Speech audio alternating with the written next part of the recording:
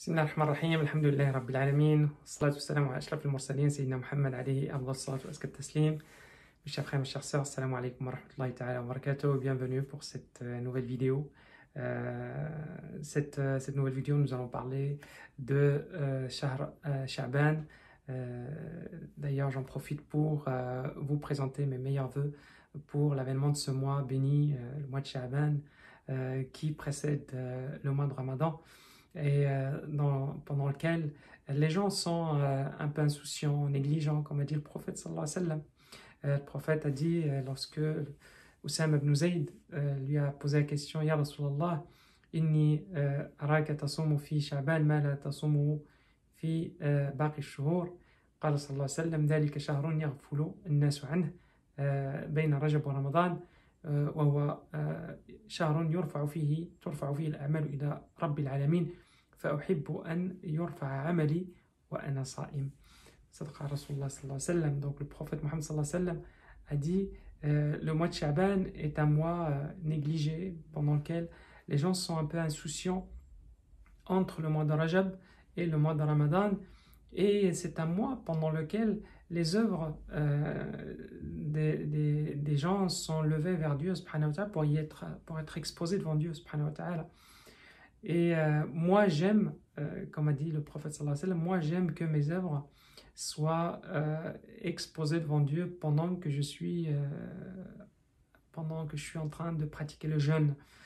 Et subhanallah, on peut tirer vraiment beaucoup de leçons de ce hadith, parce que c'est un hadith qui est plein de bon sens. D'abord, le mois de Sha'ban, c'est un mois béni, contrairement à la négligence ambiante des gens qui se préparent plus pour le Ramadan, surtout pour préparer les repas, pour préparer les gâteaux et pour faire d'autres activités qui n'ont malheureusement rien à voir avec les adorations, et que ce que Dieu aime, subhanahu wa ta'ala. Donc, le prophète sallallahu alayhi wa sallam a dit, c'est un mois pendant lequel les gens sont insouciants. Et vous savez que l'insouciance, malheureusement, est une caractéristique de ce bas monde d'aujourd'hui. D'ailleurs, le prophète Mohammed sallallahu alayhi wa sallam nous a dit al-ibada fi al-harj ka hijratin ilay, ou al-amalu fi al-harj ka hijratin ilay. En traduction approximative, l'adoration pendant l'insouciance ou la négligence, ou la période ou l'époque de la négligence, c'est comme une hijra, c'est comme une migration vers moi. C'est comme à l'époque des Sahaba radiyallahu anhum, lorsqu'ils abandonnaient biens matériels, famille, terre natale, etc., et tout laissaient derrière eux pour aller vers le prophète sallallahu alayhi wa sallam, pour pratiquer de la meilleure manière la religion de Dieu subhanahu wa ta'ala. Donc c'est comme un sacrifice, faire des adorations pendant que les gens sont insouciants, pendant que les gens sont négligents par rapport à leur relation avec Dieu. C'est comme abandonner tout ce qu'on a de plus précieux pour une seule chose, pour Dieu subhanahu wa ta'ala et pour son messager. Donc première chose, c'est que Allah subhanahu wa ta'ala aime les adorations pendant les périodes pendant lesquelles les gens sont insouciants, sont négligents, se détournent de la voie de Dieu subhanahu wa ta'ala. Et nous y sommes, mes chers frères, mes chères sœurs. Comme par exemple le dernier tiers de la nuit. Et Allah subhanahu wa ta'ala nous dit, lorsqu'il descend subhanahu wa ta'ala au dernier tiers de la nuit, il dit Ana al-Malik, Ana al-Malik, man yad'uni fa astajibu lah, man yastaghfiruni fa aghfir lah, man yas'aluni fa a'tiyah. Subhanallah. Donc le prophète sallallahu alayhi wa sallam nous l'a dit dans ce hadith qudsi. Allah subhanahu wa ta'ala descend vraiment une descente qui convient à sa majesté et à son omnipotence, sans aucune espèce de personnification. Allah subhanahu wa ta'ala, il dit, lorsque vient le dernier tiers de la nuit, je suis le Seigneur, il s'adresse à tous les habitants de la terre, je suis le Seigneur, je suis le Seigneur. Deux fois, qui veut se faire pardonner, je lui pardonne. Qui veut demander quelque chose et je lui donne. Qui veut m'invoquer et je lui réponds, etc., etc. Donc, et le dernier tiers, on le sait, tout le monde, je veux dire 99 avec plusieurs virgules derrière, des gens, pourcent, ne sont pas réveillés, sont très insouciants, ils sont dans leur sommeil profond. Et c'est là où Allah subhanahu wa ta'ala appelle les gens qui ne veulent pas être des insouciants, qui ne veulent pas être des négligents par rapport à l'appel de leur Seigneur subhanahu wa ta'ala, et ils se lèvent, ils sacrifient leur sommeil, leur confort, la chaleur de leur lit pour se prosterner devant Dieu subhanahu wa ta'ala. Donc cette négligence là qui est un peu ambiante, c'est là où le croyant le plus intelligent doit être très averti et doit être vraiment très conscient de la chance et de l'occasion qu'il a pour se rapprocher de Dieu subhanahu wa ta'ala et pour récolter le maximum de rétribution de Dieu subhanahu wa ta'ala. Donc, les adorations pendant la période où les gens sont insouciants, sont négligents dans leur relation avec Dieu, et sont des moments précieux que le croyant doit saisir pour se rapprocher de Dieu subhanahu wa ta'ala. Donc ça c'est le premier point par rapport à ce hadith. Deuxième point, c'est une forme de se préparer pour exposer nos œuvres devant Dieu subhanahu wa ta'ala. Vous savez que Dieu, bien entendu, dans notre dogme, il n'a pas besoin du mois de Sha'ban pour savoir tout ce qu'on a fait pendant toute l'année, mais c'est une symbolique, c'est pour montrer à nous, croyants musulmans, que nous devons avoir des échéances pour rendre des comptes à Dieu subhanahu wa ta'ala. C'est une symbolique pour dire que c'est une première étape annuelle et que chaque musulman doit se rendre compte qu'un jour, il va arriver un jour où il va rendre des comptes de façon globale, pas uniquement en un an, pendant les œuvres de toute l'année, mais ce sont les œuvres de toute une vie qui vont être exposées devant Dieu subhanahu wa ta'ala le jour de la résurrection. Et de la même manière, dans un autre hadith, le prophète sallallahu alayhi wa sallam nous le dit, une fois par semaine, les œuvres du fils d'Adam sont levées vers leur créateur. Et puis dans un autre hadith, le prophète sallallahu alayhi wa sallam nous dit, il y a des anges, les anges qui écrivent nos œuvres se succèdent pour nous, pour prescrire, pour inscrire tout ce que nous faisons. Et il y a une rotation qui se fait entre le matin et le soir. Il y en a qui commencent al-Fajr et les autres ils commencent à al-Asr, etc. Et ça tourne comme ça pendant toute notre vie. Et c'est ainsi. De toute façon, Allah, il n'a besoin ni d'anges, ni d'écriture, de ce que nous faisons. Allah subhanahu wa ta'ala يعلم خائنة الأعين وما تخفي الصدور يعني يعلم السر وأخفى سبحانه وتعالى. Donc il connaît tout, il connaît ce que nous faisons dans le présent, dans le passé et dans le futur, et même ce que nous aurions fait si Dieu avait voulu que nous le fassions subhanahu wa ta'ala. Donc Dieu subhanahu wa ta'ala, il sait tout de nous. Et donc le fait de se rendre compte pendant le mois de Sha'ban que nos œuvres annuelles sont exposées devant lui, ça doit nous interpeller, nous, en tant que musulmans, et tout le monde d'ailleurs, pas uniquement les musulmans, mais tout le monde doit se rendre compte que nous avons des comptes à rendre régulièrement auprès de notre Créateur. Et la plus grande des politesses que le prophète Mohammed sallallahu alayhi wa sallam nous montre avec ce hadith, la plus grande des politesses, c'est de montrer à Allah subhanahu wa ta'ala que que nous sommes polis avec lui, même pendant qu'il qu'il regarde nos œuvres. D'ailleurs, le prophète Mohammed sallallahu alayhi wa sallam nous l'a dit dans un hadith, ce qu'on appelle le hadith Jibril, أن تعبد الله الإحسان هو أن تعبد الله كأنك تراه فإن لم تكن تراه فإنه يراك. L'excellence dans l'adoration, c'est d'adorer Dieu comme si tu le vois. Et puis, même si tu ne le vois pas, parce que de toute façon, c'est impossible qu'on le voit ici, même si tu ne le vois pas, alors on doit se dire que lui, il nous voit. Et ça, c'est une réalité. Lui, il nous voit, subhanahu wa ta'ala, à tout moment. Il est notre surveillance sur tout ce que nous faisons et sur tout ce que nous disons. وَإِن تُبْدُوا مَا فِي أَنفُسِكُمْ أَوْ تُخْفُوهُ يُحَاسِبْكُم بِهِ اللَّهُ.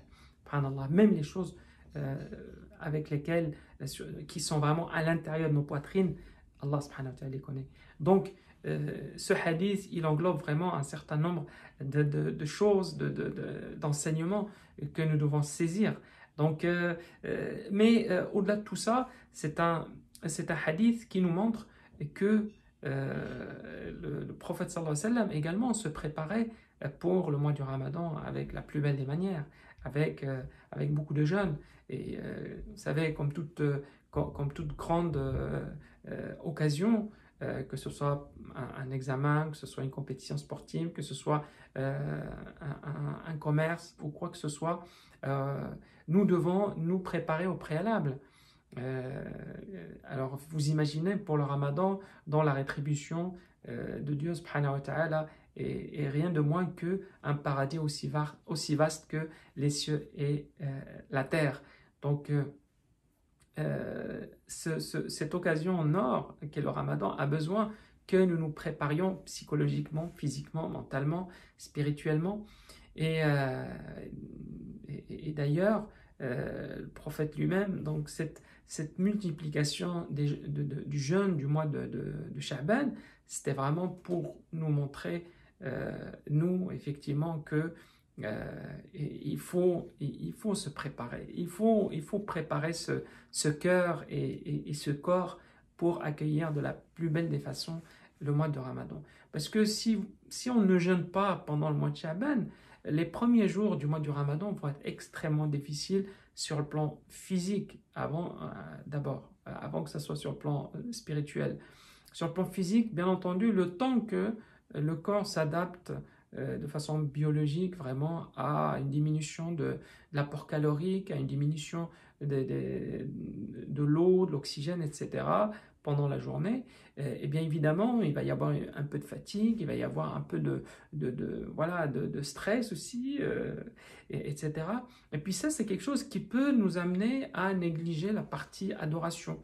C'est-à-dire quelqu'un qui est par exemple et qui manque de sommeil, qui manque d'eau, qui manque d'énergie, ben, il va pas être vraiment très porté sur par exemple la lecture du Coran.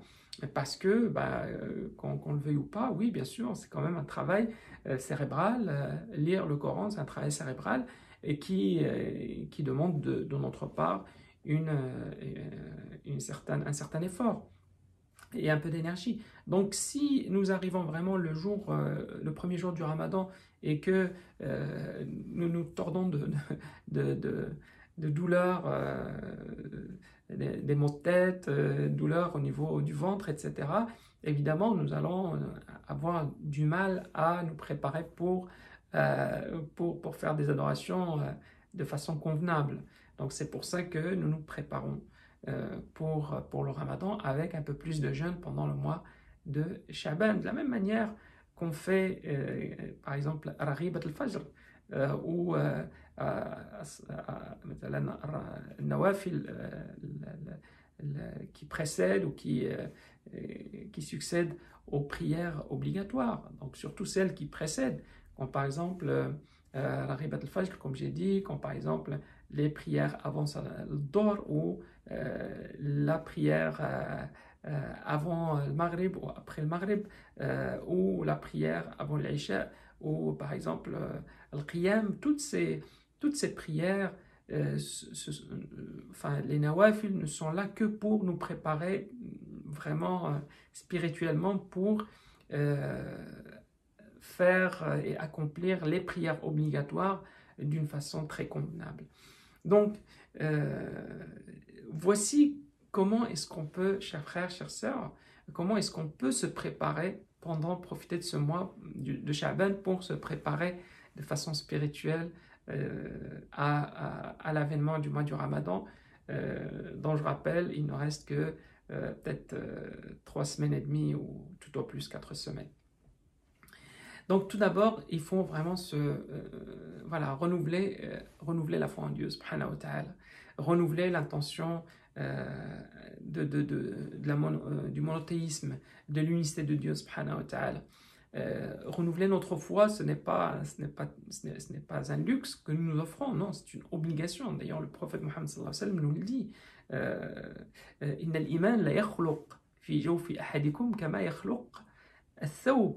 Fas'alullah an yujaddid al-iman fi qulubikum. Donc, la foi ternit comme un tissu vieillissant.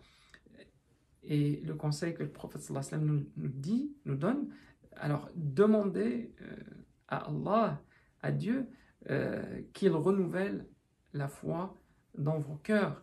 Et dans un autre hadith, le prophète sallallahu alayhi wa sallam nous le dit, Jaddidu imanakum biqawli la ilaha illallah. Alors renouvelez votre foi en répétant régulièrement la ilaha illallah, il n'y a de Dieu que Dieu. Donc renouveler notre foi, mes chers frères, mes chères sœurs, c'est quelque chose d'important toute l'année, oui, mais profiter du mois de Sha'ban pour renouveler notre foi, pour revivifier la flamme spirituelle que nous avons dans cette poitrine.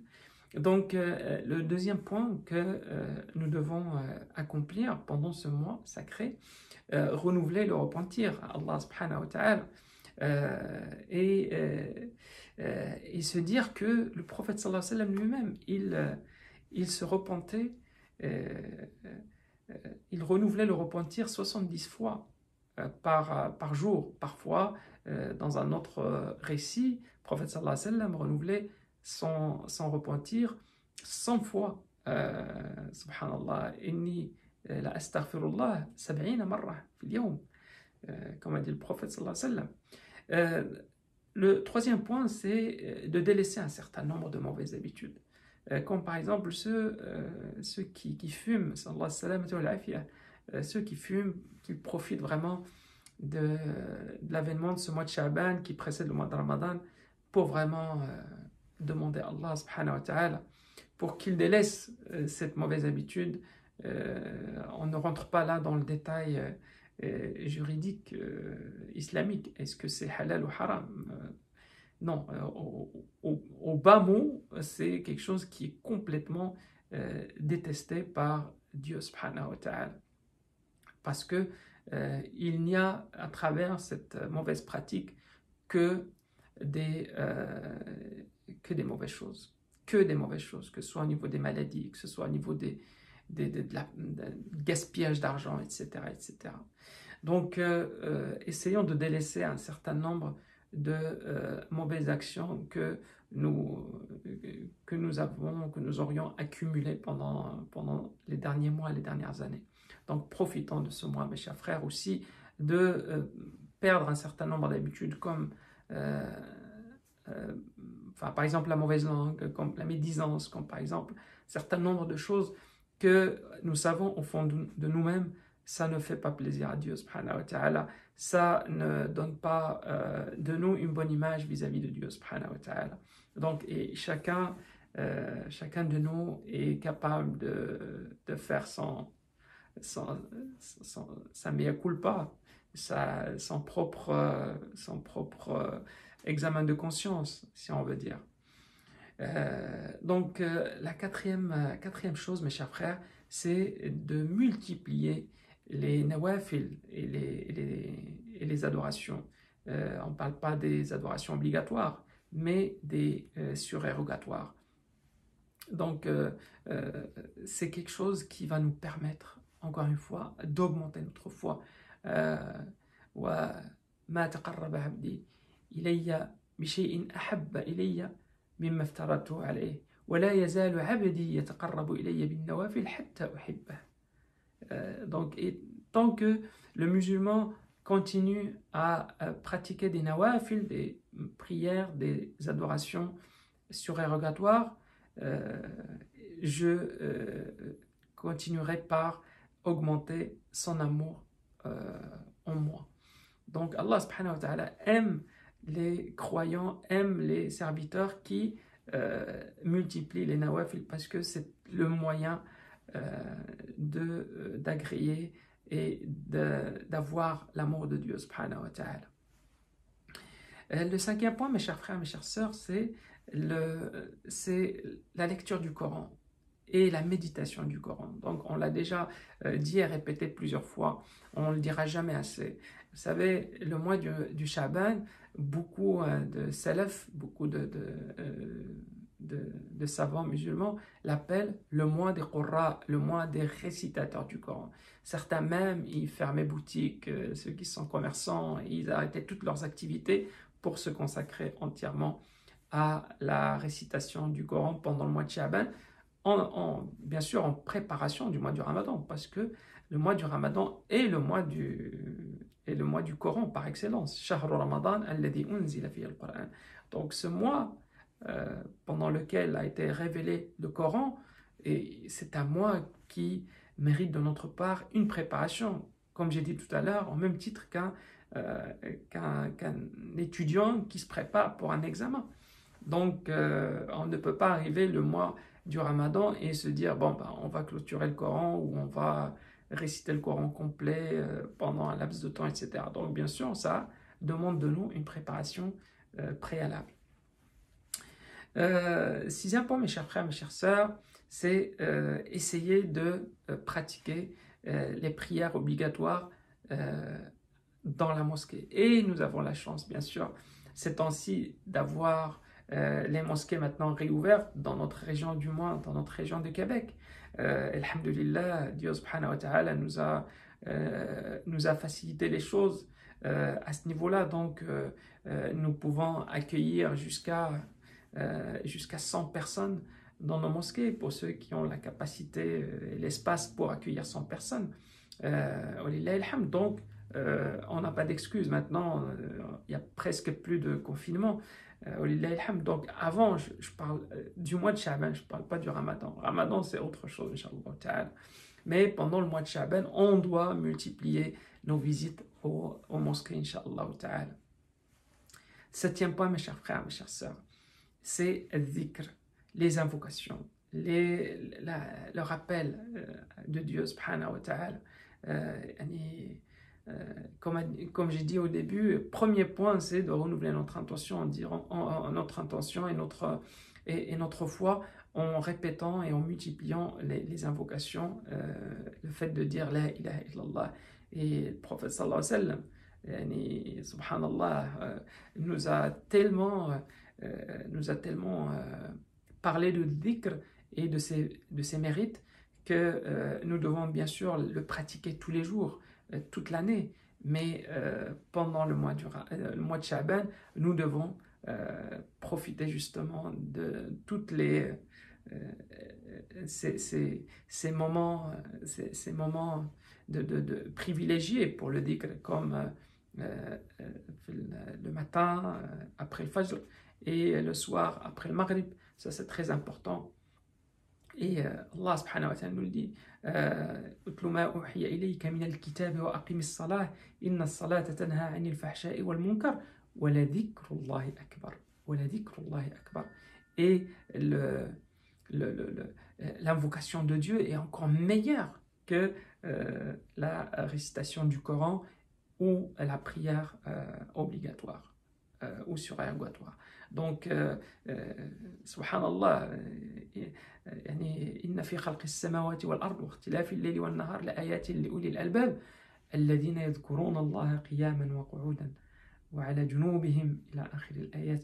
Donc Allah subhanahu wa ta'ala a donné tellement de mérite sur sur les invocations, sur le dhikr, et nous allons bien sûr revenir sur tous ces sujets, Inch'Allah Ta'ala, pendant le Ramadan et un petit peu avant le Ramadan aussi, pour me rappeler à moi-même et à tous mes frères et sœurs justement les mérites de toutes ces bonnes actions.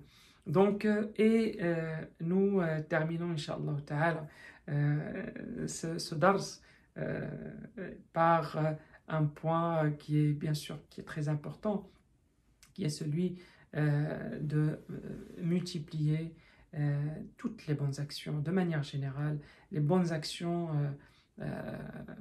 que ce soit au niveau des dons, que ce soit au niveau de Salat al-Arham, la pitié filiale, Birr al-Walidain, que ce soit au niveau de Kafalat al-Aitam, que ce soit au niveau de Sadaqat, que ce soit au niveau de toutes les bonnes actions que Allah subhanahu wa ta'ala aime, et même parfois demander pardon ou pardonner aux gens avant l'arrivée de Ramadan. Allah subhanahu wa ta'ala il aime tellement ça, parce que dans le hadith, subhanallah, le 15 du mois de Sha'ban, Allah subhanahu wa ta'ala il regarde tous les gens de la terre et il pardonne à tout le monde, de ceux qui sont croyants, sauf deux. Et parmi les deux, il y a une catégorie de gens en fait que Allah subhanahu wa ta'ala un peu oublie de ce pardon, de façon bien sûr, de façon tout à fait consciente. C'est deux personnes qui sont en animosité ou qui sont en conflit et qui n'arrivent pas à se pardonner l'un à l'autre. Donc Allah subhanahu wa ta'ala, parmi les gens qui ne sont pas, qui sont négligés de ce pardon, c'est celui qui est associé à Dieu subhanahu wa ta'ala, une autre divinité, et deux personnes qui sont en conflit et qui ne veulent pas se pardonner l'un et l'autre. Alors voilà mes chers frères, mes chères sœurs, un rappel à moi-même et à mes sœurs et mes frères pour cette période de Sha'ban, ce mois de Sha'ban, ce mois béni qui précède le mois extraordinaire de Ramadan. Nous devons, en résumé, nous préparer spirituellement, physiquement. Nous devons multiplier les adorations, multiplier tous les actes de bienfaisance, et nous devons exceller dans notre relation avec Dieu subhanahu wa ta'ala, afin que Allah subhanahu wa ta'ala puisse nous accorder son pardon, puisse nous accorder sa miséricorde pendant le mois de Ramadan. أسأل الله العظيم رب العرش العظيم أن ينفعنا بما نقول وأن نقول ما ينفعنا وأن يجعلنا من الذين يستمعون القول ويتبعون أحسنه. سبحانك اللهم وبحمدك نشهد أن لا إله إلا أنت نستغفرك ونتوب إليك. والسلام عليكم ورحمة الله تعالى وبركاته. Et une dernière petite chose, ne m'oubliez pas de vos du'a. Barakallahu fikum, jazakallahu khair. Assalamu alaikum wa rahmatullahi wa barakatuh.